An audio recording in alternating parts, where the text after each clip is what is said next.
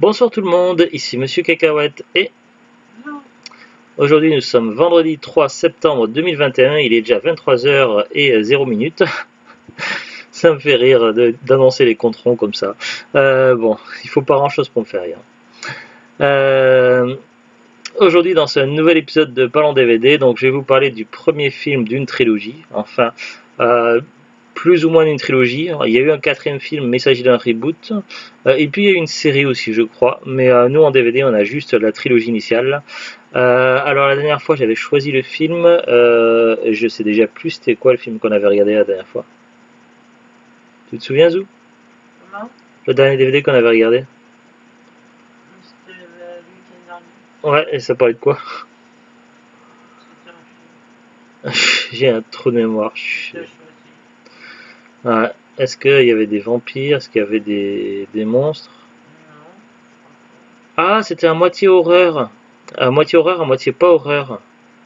Au début, non, mais après, c'était... Ah oui, c'était le film avec l'actrice. L'expérience interdite, Flatliner, voilà.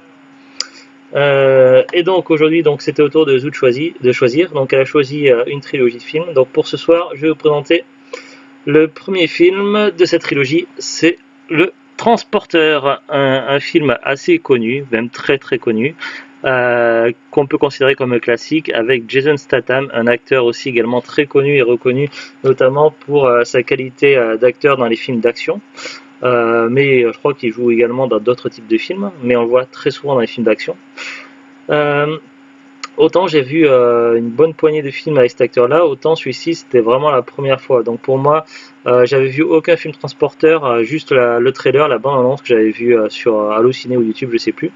Donc ça a été vraiment la découverte pour moi ce film-là.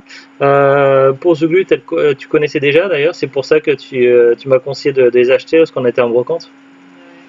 Oui. Tu avais déjà vu les 3 films? Non. Que tu en avais vu combien toi?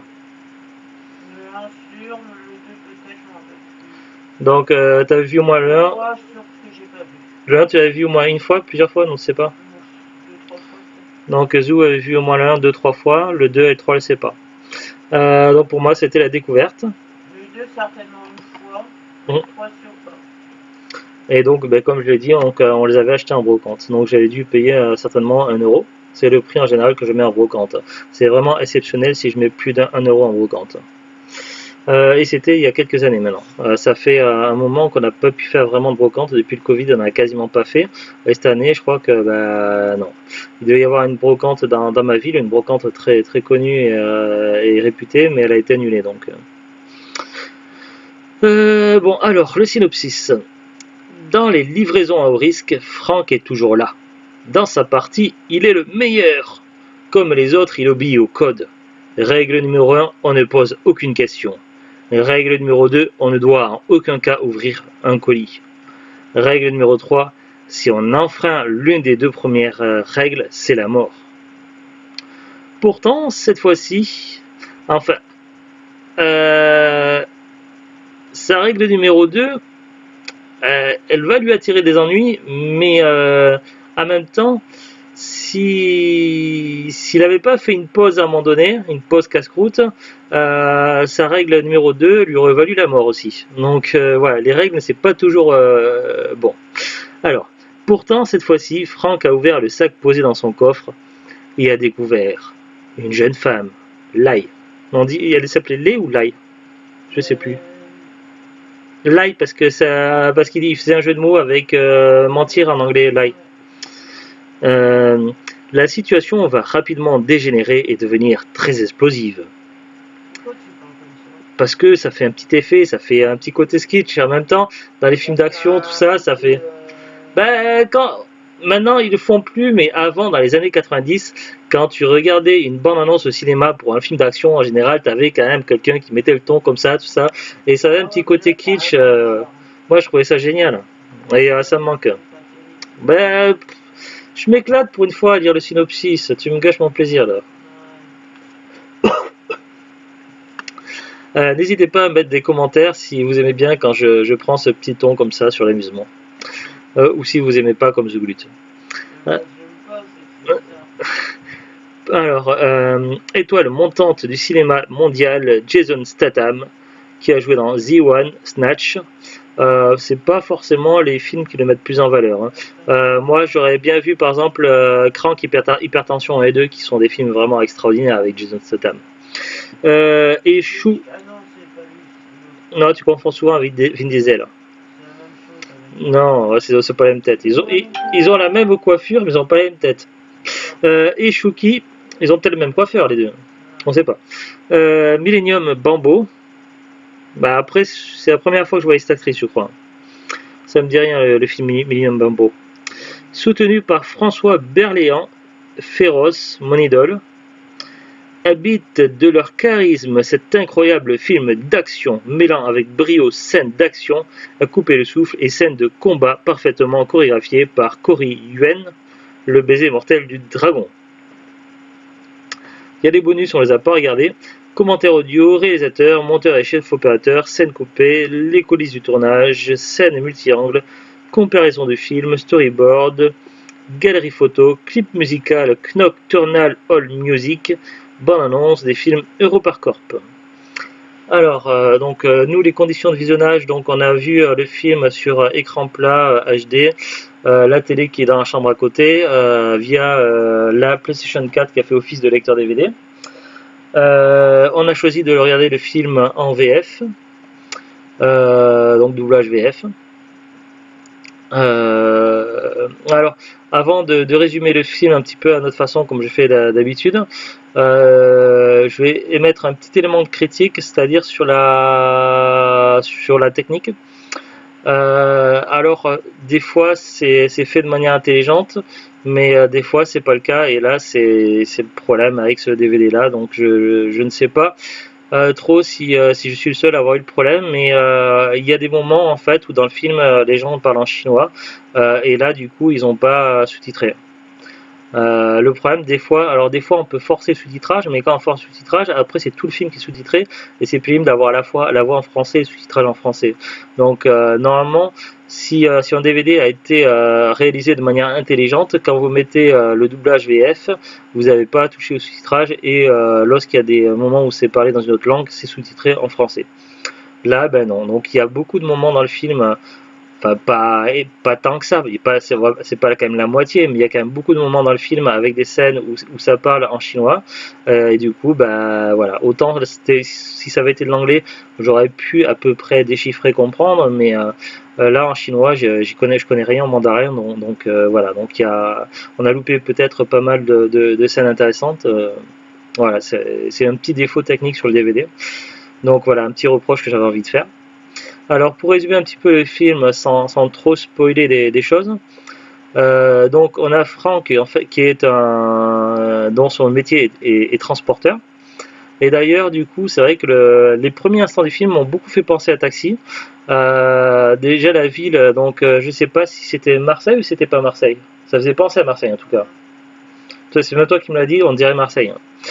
Donc c'est vrai que le début, il y a quand même des similitudes dans le début avec la série de films Taxi, notamment avec des policiers que l'on voit qui, lorsque la voiture passe un peu vite, qui ont l'air un petit peu benés, comme dans Taxi où tu as des policiers où le radar se fait renverser. Pareil, donc il y a toujours dans le film Taxi une première mission assez courte en fait qui sert à montrer en valeur le talent du héros, quoi, le chauffeur de taxi. À la fois pour ceux qui découvrent le film et à la fois pour ceux qui n'auraient pas vu les films précédents. Donc il y a toujours une petite scène comme ça de quelques minutes où il y a un client un petit peu qui ne sait pas trop à quoi s'attendre et qui est surpris et qui va se mettre à vomir. Et forcément avec une course folle, tout ça, de l'adrénaline. Donc évidemment on retrouve exactement la même chose dans ce film là, Le Transporteur. Donc là c'est des gens qui braquent une banque, sauf que ils ne s'attendaient pas à avoir engagé un pro aussi pro, et donc évidemment sa conduite va décoiffer un petit peu et il va y avoir la fameuse scène du vomi forcément. Donc c'est vrai que dès les débuts du film on retrouve certaines similitudes avec Taxi, tout ça, un petit peu les codes et les utilisations. Donc c'est vrai que autant il y a des moments où c'est quand même à assez... autant surtout les scènes d'action où il y a des moments où ça sort un peu des sentiers battus, où il y a qu'on s'appelle mince comment on dit, en fait, de l'originalité. Autant là dès les débuts c'est voilà, ça manque d'originalité par moment, et il y a d'autres moments dans le film où il y a pas mal d'originalité, où c'est vraiment très frais. Donc c'est dommage. Donc en lui-même, le film, voilà, je fais ce petit aparté pour dire que le film est inégal. Donc il y a certains aspects du film qui sont vraiment géniaux, et le film j'ai apprécié, j'ai passé un très bon moment, mais il y a d'autres moments où c'était un peu facile, ou voire un petit peu limite, quoi. Donc je sais pas après pour les deux autres films transporteurs, mais voilà, le film en lui-même, donc pour moi c'est un bon divertissement, et il était sympathique à voir, donc c'était une agréable découverte. Mais il y a des moments où le réalisateur, il a un petit peu, je sais pas si c'est un choix du réalisateur, du producteur ou du scénariste, mais voilà. Il y a eu des moments où ça va un petit peu dans la facilité, où c'est limite presque du plagiat sur Taxi, quoi. Donc voilà. Donc voilà, c'était une petite aparté. Donc voilà, on a cette fameuse petite scène. En même temps, il fallait bien montrer Après, c'est vrai que c'était un peu compliqué pour le scénariste. Il faut se mettre à la place aussi du scénariste. Parce que évidemment il faut introduire le personnage du transporteur, et à travers une mission banale montrer de quoi il est capable, et le mettre en valeur avant de le mettre vraiment dans le conflit, dans le truc qui n'est pas prévu et qui va foutre sa vie en l'air, et que ça va être le bazar. Donc forcément il faut qu'il y ait une petite mission pas très difficile. Mais voilà, donc c'est vrai que c'était quand même délicat à mettre en place, mais bon, c'est vrai que ça fait quand même beaucoup pomper sur Taxi, hein. Donc voilà. Donc on a une petite scène d'ouverture, bon, un petit peu amusante quand même, avec un petit dénouement amusant. Et puis finalement, après, dès sa deuxième mission, après il a fait plein d'autres missions avant, mais dans le film, dès sa deuxième mission dans le film, ça part en vrille. Donc à partir du moment où il est tombé sur un colis inhabituel, et qui a tendance à réapparaître de manière souvent et inopportune, ça va vraiment partir en vrille, et ça va foutre en l'air son train-train quotidien, et du coup il va se retrouver dans une galère pas possible. Donc lui à la base, donc qui était retraité de son ancien métier, donc j'essaie de ne pas trop spoiler, et qui avait fait vraiment toute une organisation pour avoir sa vie bien carrée et ne pas être dans les emmerdes. Il va se retrouver dans les emmerdes, et du coup il va être lié durant toute cette aventure à une jeune chinoise du nom de Lai, et du coup il va se lier d'amitié et plus affinité avec cette jeune femme, et ensemble donc ils vont affronter, surtout lui en fait, il va affronter donc toute une organisation criminelle dans le but de sauver des gens innocents. Grosso modo c'est ça le speech. Sur le chemin, il va croiser à de nombreuses reprises un policier qui va se poser des questions, mais qui est loin d'être bête, et qui va même à plusieurs reprises lui prêter main forte. Sinon, qu'est-ce que je peux dire d'autre? Donc il y a des scènes, des passages et la scène du début qui sont un petit peu à la limite un petit peu trop dans la facilité. Il y a des passages par contre qui sont très frais. Donc dans les scènes d'action, il y a des scènes d'action classiques, mais il y a des scènes d'action vraiment très originales, dont une avec une bagarre, où ça glisse un petit peu, et une histoire de vélo. Donc je ne veux pas en dire trop pour pas spoiler, mais voilà, j'ai trouvé ça amusant et assez frais, donc ça change un petit peu. Après c'est vrai qu'à une époque je regardais beaucoup de films d'action avec du kung-fu style Jackie Chan, tout ça, et en général dès qu'il y a du kung-fu, donc ça va beaucoup dans l'impro et l'originalité. Enfin dans l'impro, non, dans ce qui est normalement de l'impro pour un spécialiste d'arts martiaux, quand il se retrouve confronté à des situations inhabituelles, sauf que dans les films c'est toujours chorégraphié.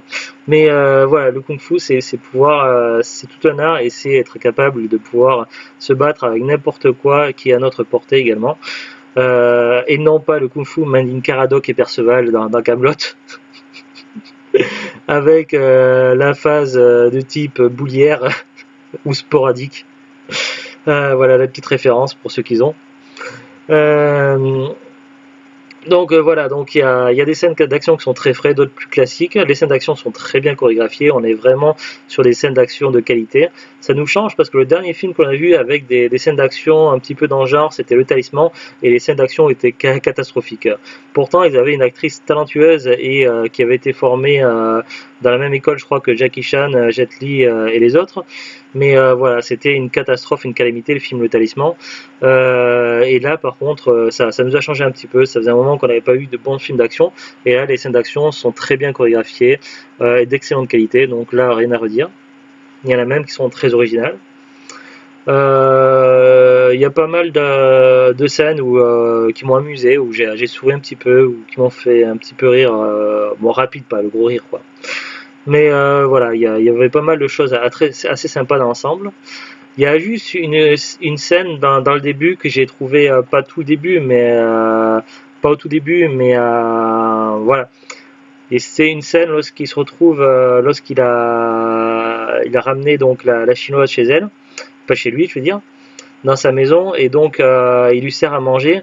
Et là, je trouve, je sais pas de qui a eu l'idée, si c'est le scénariste, si c'est le réalisateur ou quoi, mais ça frise le mauvais goût, quoi.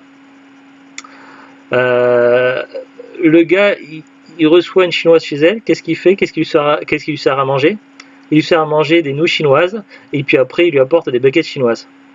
Ça fait limite, voilà, on va limite dans la discrimination presque. Donc voilà, c'est un petit peu, ça va un petit peu loin, quoi. C'est vraiment de mauvais goût. Parce que là, c'est vraiment dans le stéréotype complet. Bon, malgré cette scène-là voilà. Il y a plein de façons de mettre de l'humour dans le film. D'ailleurs, il y avait des façons vraiment très sympas. Mais cette scène-là, ils auraient dû faire autre chose que ça, quoi.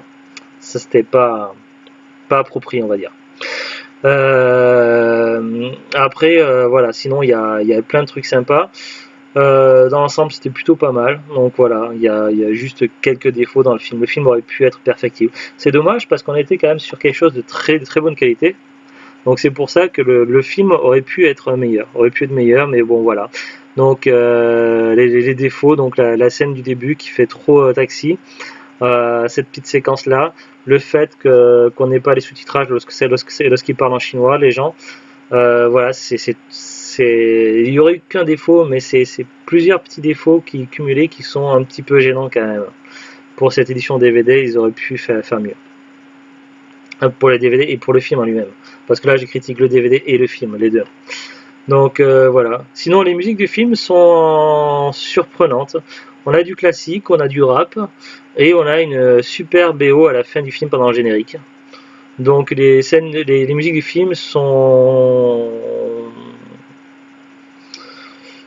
pas dans le même style, quoi. Donc pourquoi pas. On va regarder ensemble l'affiche Wikipédia du film.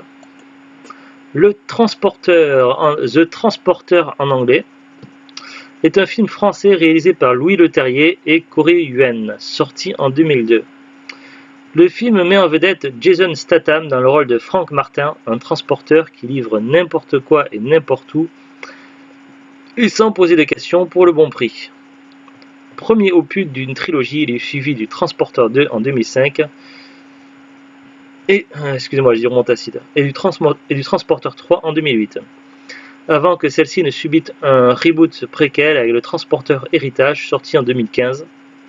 Une série télévisée fut également créée en 2012 avec Chris Vance dans le rôle principal. Malgré un accueil critique mitigé, le film est un succès au box-office et permet de rapporter plus de 43 millions de dollars. Bon, après les synopsis, c'est la même chose que ce que j'avais déjà lu. Le Transporteur, budget 21 millions de dollars, pays d'origine France, langue originale anglais et français, donc là c'est pas complet, ils auraient dû mettre et chinois. Genre action, durée 92 minutes, ouais le film est assez court quand même. Après, quoi que ça fait 1h30, c'est une durée classique, mais c'est vrai que on n'a pas vu le temps passer. Sorti aux États-Unis le 2 octobre 2002, à Los Angeles, première mondiale au Mann Village Theatre, puis après le 11 octobre 2002, en France le 23 octobre 2002, Aux États-Unis, Peggy 13. En France, tout public. Bon, j'ai vu aucune scène vraiment gênante dans le film. Donc, ouais, c'est tout public. Pourquoi ils ont mis Peggy 13 aux États-Unis, je sais pas. Peut-être pour la violence par moment. Casting: Jason Statham, Chouki, François Berléand, Matt Schultz, Rick Young, Doug Grant, Didier Saint-Melin, Tonio Descanvel, Laurent Despont, Mathieu Albertini, Jean-Marie Paris, Laurent Jumeaucourt et Sandrine Rigaud. Production. La production du film a débuté le 1er octobre 2001. Le tournage a duré 87 jours. S'est déroulé en 2001, majoritairement en France, à Paris et dans le Sud, plus particulièrement sur la Côte d'Azur à Villefranche-sur-Mer, Saint-Tropez, Calanque de Marseille, Marseille, Cassis, Cannes, La Croisette, Èze, Nice, Saint-Rémy-de-Provence, Menton, Antibes et Cap d'Aille. Le film a également tourné à Monaco et sur place. Donc il y a eu bien quand même du Marseille. Parce qu'on l'a dit au début, je crois, pendant DVD, qui nous avait semblé que c'était Marseille au début. Après, ça parle de la bande originale. L'accueil critique. Dès sa sortie en salle dans les pays anglophones, le Transporteur a rencontré un accueil critique mitigé. Sur Rotten Tomatoes, 54% pour 127 critiques et note moyenne de 5,6 sur 10. Le consensus du site conclut que le film offre de l'action au détriment d'une narration cohérente. Sur Metacritic, le film obtient un score de 51 sur 100 sur la base de 27 critiques, indiquant des avis généralement mitigés. En France, notamment sur le site Allociné, l'accueil est assez modéré avec une note de 2,9 sur 5. Ouais. Globalement, un peu partout, ça reste assez mitigé. Box Office. Le film, alors, lors de son premier jour d'exploitation aux États-Unis et au Canada, le film se place à la 4e place. Bon, après, je ne vais pas tout lire, sinon ça va être un peu long. Et puis, c'est peut-être pas très intéressant. Ouais, c'est tout ce qu'on a sur Wikipédia. Alors, le DVD, on l'avait acheté en brocante pour 1 euro. Alors là, si on regarde sur Amazon.fr par exemple, expédié vendu par Amazon, 9,99 € le DVD tout seul. Mais il y a également un coffret, le Transporteur intégral, qui contient les films Transporteur 1, 2, 3 et le reboot L'Héritage. Donc les 4 films, expédiés vendus par Amazon à 14,99 €. Alors si quelqu'un n'a aucun des films et qui veut toute la collection, je pense que c'est plus rentable et économiquement et ça coûte moins cher d'acheter directement le coffret. Du coup nous on a les 3 premiers mais on n'a pas l'Héritage. En même temps c'est un reboot, donc est-ce que ça vaut le coup de l'avoir? Et puis c'est pas les mêmes acteurs, je ne sais pas. Je ne sais pas quoi dire. D'ailleurs il y a une série de films où ils changent l'acteur aussi, ça me fait penser, c'est Course à la mort. C'était un vieux film avec Stallone, je crois, et puis ils ont fait un reboot avec Statham, et puis après il y a eu plein de films. Dans le premier film, il y a Statham, et puis dans les autres films, c'est d'autres acteurs, je crois que ça change, tout ça, c'est un peu le bordel. J'en ai vu 2 ou 3 dans les Courses à la mort, puis après ils en ont fait encore plein d'autres derrière. On en a acheté 2 ou 3 en DVD, mais il nous en manque encore, on n'a pas réussi à compléter la série de films.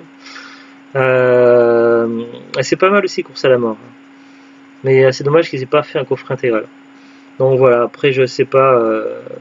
Mais en tout cas, le DVD tout seul, ça me paraît un petit peu cher quand même, 9,99 €. Après, c'est des films qui sont quand même assez bien vendus, je crois, en DVD. Si vous cherchez d'occasion ou après 9, je sais pas si on peut trouver à moins de 5,9 €, ça risque d'être un peu compliqué, mais après d'occasion, je pense qu'on doit pouvoir trouver à partir d'1 €. Il y a plein d'autres sites aussi, il y a Rakuten, il y a eBay, il y a Le Bon Coin, Vinted, etc. Fnac. Donc après voilà, j'ai juste regardé comme ça Amazon parce que comme ça me permet de savoir si le DVD est toujours fabriqué ou pas. En général, c'est quand un DVD n'est plus expédié vendu par Amazon, c'est plutôt mauvais signe, ça veut dire qu'il n'est plus produit. C'est pour ça que je regarde en premier toujours sur Amazon. Donc voilà, pour vous faire une idée. Donc après, est-ce que ça vaut le coup les autres films? Je n'en sais rien, donc on verra le 2 et le 3 très prochainement, donc c'est prévu pour ce week-end. Donc on vous en reparlera prochainement. Voilà. Hop, je ferme Amazon. Sur ce, donc on vous dit à très bientôt, un bon week-end et au revoir. Au revoir.